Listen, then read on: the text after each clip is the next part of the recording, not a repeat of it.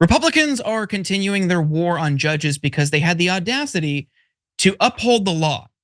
Former Speaker Newt Gingrich went on Fox to propose a solution. Just get rid of all federal judges. Take a look. I testified recently to the House Judiciary Committee. I began by reading the names of 14 people who were the judges who were eliminated by Jefferson in the Judiciary Act of 1802. They didn't impeach them.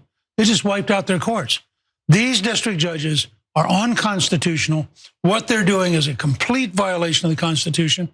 And if the Supreme Court doesn't get them under control, the Congress and the president are going to have to abolish a number of judges and get their attention. There's also a bill which has passed the House with Darrell Issa and Senator Grassley has in the Senate, which would eliminate nationwide injunctions. It would say a district judge can only issue an injunction in their district.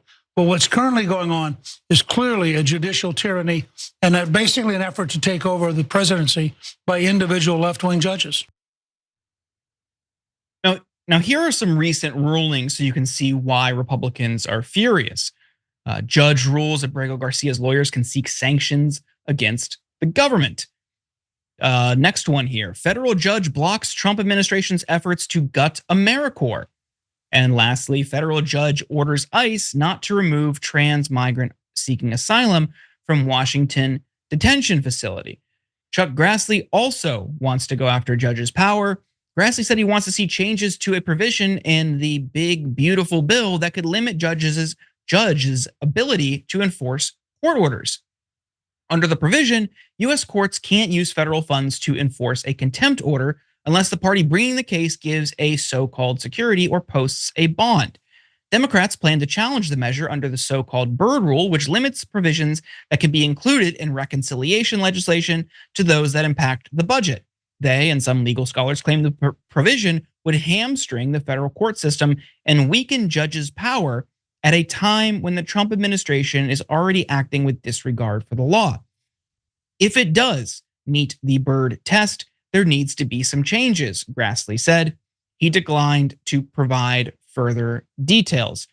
I mean, this is something that has happened in presidents past.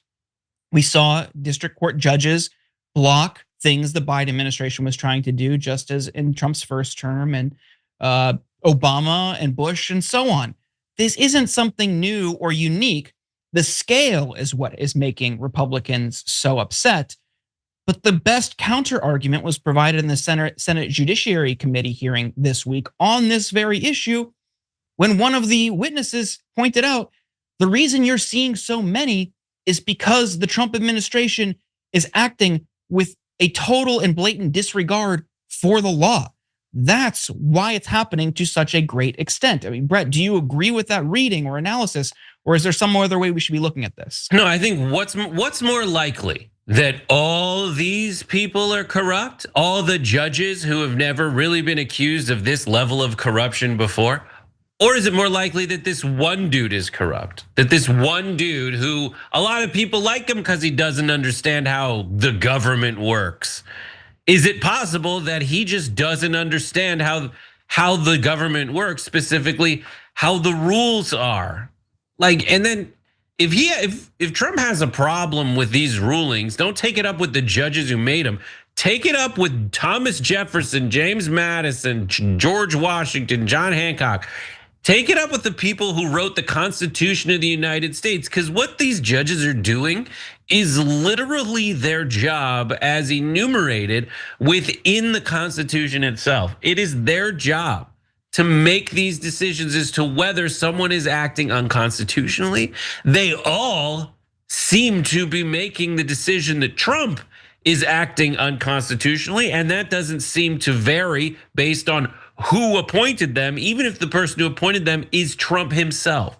So if they're all singing the same tune, if they're all people from different backgrounds and different appointment origins, if they're all saying Trump is breaking the law, I'd say it's more likely that Trump's breaking the law than that these judges who probably don't like each other are all and are completely different ages, different years they started, different experiences. It's less likely that these guys are all corrupt. Yeah, I mean, they are upset over the separation of powers. That's Right. why they're upset. Every issue here boils down to the separation of powers, which is something I thought conservatives cared about as such strict constitutionalists. But now that it's their guy who wants a unitary executive, who wants more power concentrated in the office of the president, who wants to operate with impunity, now all of a sudden it's, oh, the judges are corrupt. Get rid of federal judges. It's not even that. Like you're saying, some of these judges have been appointed by Trump.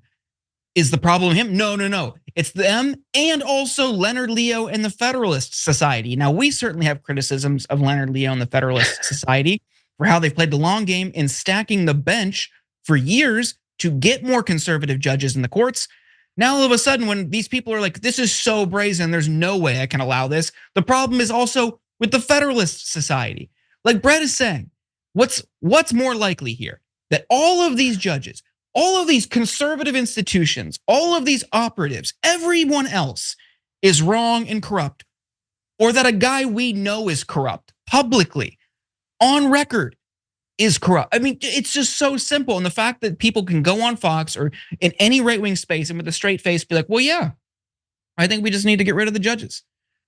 What are you doing here? And I think underlying all of this, as absurd as it is a real threat to our democracy, a real fundamental challenge in this moment to our way of life, to our system, to key infrastructure, key pieces of infrastructure in our society that a lot of people take for granted. And without these balances on the office of the president or any other branch of government, we invite and celebrate and accelerate a path to tyranny. It's very alarming, and I hope more people take it seriously, regardless of their political affiliation. Brett, what do you think? Yeah, I love, and the Newt Gingrich of it. Like I worked at the Hoover Institute at Stanford. It's like this I did it for a summer job so I could have housing as a researcher for one of the academics who is most ardently an advocate for the unbridled power of the presidency, Terry Moe.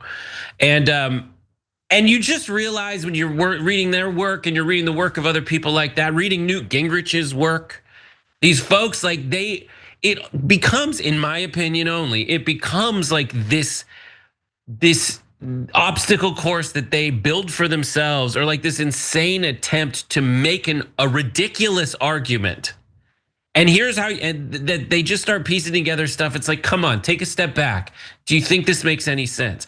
Like Newt Gingrich, what he's talking about with this ancient history stuff, it reminds me of that scene in Good Will Hunting, where Good Will is like, well, if you look at this maritime case from 1742, and then you realize like that's, and the guy's like, that's ridiculous. You can't do that. I know you think you sound smart right now, but to people that show up to this, they're like, hopefully they can see through all this like faux academic talk and invocations of cited histories from that justify your position. But bro, the other way to look at that is that was 200 years ago.